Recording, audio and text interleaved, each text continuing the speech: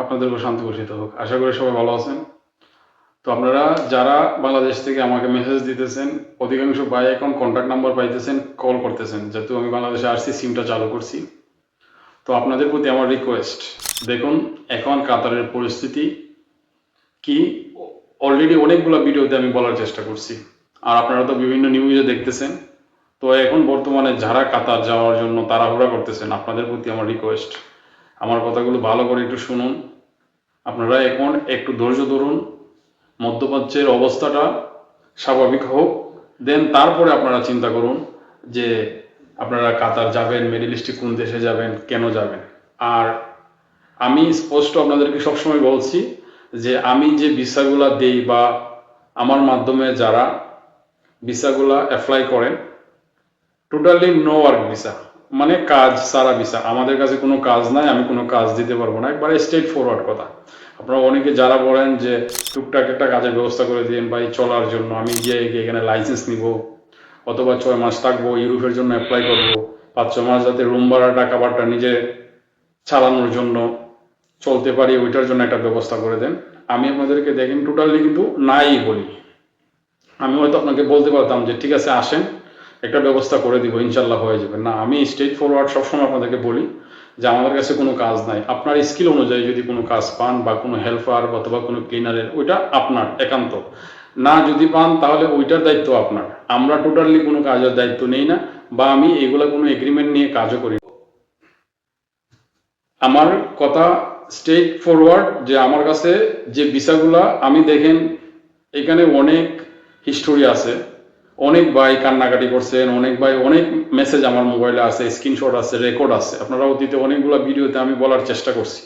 আপনারা এখানে আইসা কাতারে আইডি পাইতেছেন না, কোম্পানি পাইতেছেন না, অনেক ঝামেলায়। যার কারণে আমি আপনাদেরকে, যারা ফ্রি ভিসা আসতে চান জেনে বুঝে, এখানে আইসা আপনি ফুড ডেলিভারি করবেন কাতারে, লাইসেন্স নেবেন মোটরসাইকেলের অথবা গাড়ির, অথবা আপনি ভালো একটা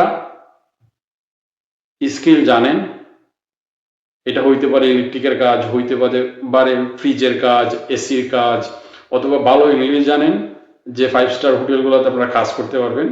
ওইগুলোর লোকের কাজের এখানে কোনো সমস্যা হয় না, এদেরকে আমি বিশেষ করে ফ্রি ভিসাগুলো দিয়ে থাকি। অথবা যারা এখানে এসে ইউরোপের জন্য অ্যাপ্লাই করবেন তাদেরকে, বা যারা বাংলাদেশে এখন টাকা সম্ভবই না, কোনো না কোনোভাবে তাদেরকে যে কোনো একটা দেশে যাইতে হবে, তাদের জন্য মূলত আমি আমার জায়গা থেকে সর্বোচ্চ চেষ্টা করি যে ভালো একটা অথেন্টিক কোম্পানি, যাতে আপনাদের আইডি কোনো সমস্যা না হয়, পরবর্তীতে এনওসি চেঞ্জ অথবা কোনো ডকুমেন্ট লাগে ওইগুলো যাতে আপনাদের নেয়ার জন্য কোনো ঝামেলা পোয়াতে না হয়, আইসা যাতে সঠিকভাবে আইডিটা পান, ওইটার জন্য আমি চেষ্টা করি আপনাদেরকে অথেন্টিক ভালো একটা কোম্পানি থেকে সোর্স করে একটা ভিসা দেওয়ার জন্য।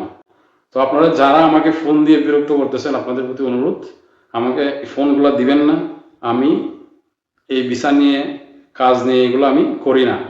যাদের একান্ত আমি যে এতক্ষণ যে কথাগুলো বললাম, এই ক্যাটাগরির মধ্যে মনে করেন যে আপনি পড়েন, ওইভাবে আপনি আসতে চান জেনে বুঝে, তাহলে আমাকে নোট দিবেন। হ্যাঁ, ভিসা এখনো চালু আছে, ভিসা হইতেছে, ভিসা দেওয়া যাবে, কোনো সমস্যা নাই। কিন্তু কাজের জন্য বিপদে পড়ছেন, বাংলাদেশ থেকে চলে যাবেন, একটা কাজের ব্যবস্থা করে দেন না, এগুলো রিকোয়েস্ট আমার করেন না। আমার কাছে টোটালি, বা আমরা আমাদের যে আশেপাশে যে কয়েকটা কোম্পানি আছে ওদের কাছে কোনো কাজ নাই, টোটালি কথা তারা ভিসা বিক্রি করে, সহজ কথা যেটা। তবে ভিসাগুলো অথেন্টিক পাবেন, এই আইডির কোনো সমস্যা হবে না, কোম্পানির কোনো সমস্যা হবে না, আপনার কোনো ডকুমেন্ট লাগে এগুলো সবসময় পাবেন, যখন যেটা লাগে, কোনো হিডেন চার্জ নাই। তো আশা করি বুঝতে পারছেন। আমি রিসেন্ট দেশে আসার পরে অনেক ভাই আমাকে ফোন দিয়েছেন, আমার সাথে দেখা করবেন, কথা বলবেন। ভাই আমার সাথে দেখা করার প্রয়োজন নাই, ফোন দেন, কথা বলেন, ঠিক আছে। কিন্তু আপনারা যে চিন্তা ভাবনা করে কাতার যাইতে চান, আসলে মূলত কাতার এরকম কিছু নাই।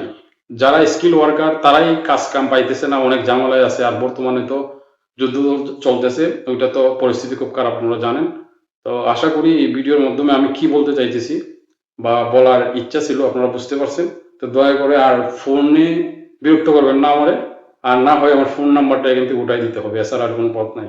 তো সবাই ভালো থাকেন, সুস্থ থাকেন, আল্লাহ হাফিজ।